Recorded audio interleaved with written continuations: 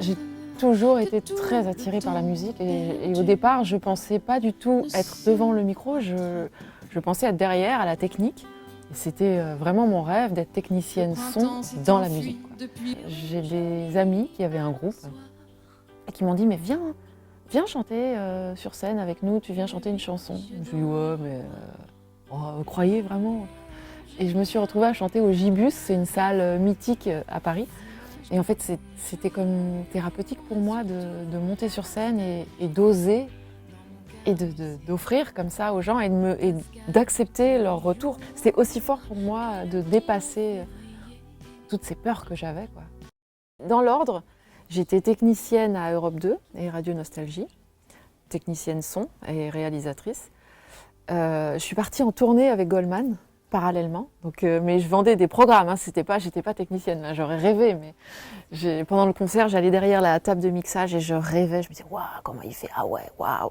Il avait les programmes, les trucs, j'adorais. Et après ça, j'ai été comédienne. Mais tout ça, c'est un peu imbriqué. Je dis souvent ça, que j'ai la sensation d'avoir coché la bonne case. C'est-à-dire que je me dis, bon, ok, j'ai quand même cette liberté de décider de mon temps. Maintenant, je suis très rigoureuse et je travaille évidemment tous les jours et ça a aussi ce vertige-là de ne pas avoir quelqu'un qui me dise voilà, vendredi, il faut me rendre ce truc-là, quoi. Je ressens cette liberté et c'est important pour moi. J'aime ce métier aussi pour tout ce qui est créatif et je me régale à créer. C'est autre chose aussi d'interpréter, mais créer, c'est pour moi magique, c'est impressionnant, quoi. J'aime aussi ce métier pour le fait de pouvoir parler de mes émotions et de les partager, d'aller sur scène et de recevoir, d'offrir et de partager. Et puis de partager aussi sur les CD que je fais. C'est les chansons que je fais quand je suis toute seule dans mon studio. Je suis heureuse après que les gens les reçoivent et les perçoivent comme une sorte d'intimité entre eux et moi, quoi. C'est des histoires qui sont intimes que je raconte. C'est justement la direction aussi que je veux prendre de plus en plus, d'avoir la sensation de parler à ma meilleure copine et lui raconter les trucs. Autant mes doutes que mes joies. Ce qui ressort en thématique principale, vraiment la trame de mes chansons, c'est surtout l'amour. Je parle beaucoup d'amour, mais d'amour déçu, de tous les doutes que je pourrais avoir, et aussi des joies et des questions. Il y a beaucoup de personnel dans toutes mes chansons, évidemment. Mais mon fils, j'ai du mal à écrire. J'ai tellement d'amour pour lui que j'ai l'impression que les mots n'auront pas la hauteur de tout ce que je pourrais exprimer. C'est bizarre. J'ai mis longtemps à pouvoir dire « je t'aime ».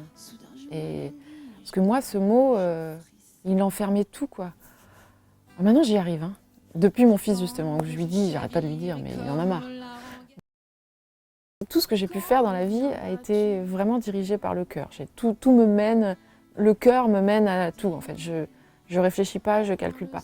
Maintenant, sur scène, c'est pour moi un effort, effectivement, au départ, avant de monter sur scène. Après, dès que j'y suis, tout va bien et je perçois le regard des gens et je regarde beaucoup, je suis hyper attentive à l'ambiance de la scène. Mais je me fais violence. Je me fais violence de lâcher prise. Et c'est vrai que ce métier demande beaucoup de rigueur à tout niveau. Parce que je suis la seule à diriger le bateau, quoi. Donc effectivement, donc il faut être forte. J'ai eu envie d'écrire ce livre en fait, je me suis dit que pour regarder devant, il fallait peut-être que je regarde aussi derrière et que je fasse un bilan. Et je pense que j'avais besoin de ça. J'ai appris des choses aussi sur ma famille. Je me suis intéressée et j'ai interrogé ma mère. Elle m'a raconté un petit peu ce qui se passait avant que je naisse, entre mon père et elle, que j'ai très peu connu, mon père. Je raconte le passage avec les scorpions, avec Renaud, donc forcément, mais l'enfance. Je pense que c'est très optimiste. Parce qu'on dépasse tout, il y a la résilience là-dedans, il y a beaucoup de choses. J'ai pu ressentir parfois cette injustice d'être assimilée systématiquement à Renaud. Ça crée tout de suite quelque chose où je suis cataloguée. Alors que J'ai un nom de famille, une vie. Mais c'est juste ma perception, ma sensation par rapport à ça. Il y a un passage où je peux expliquer un petit peu ça, oui. C'était amusant pour mon fils, quoi, qu'il ait aussi une version personnelle et puis cette sorte d'arbre généalogique de sa vie aussi, quoi.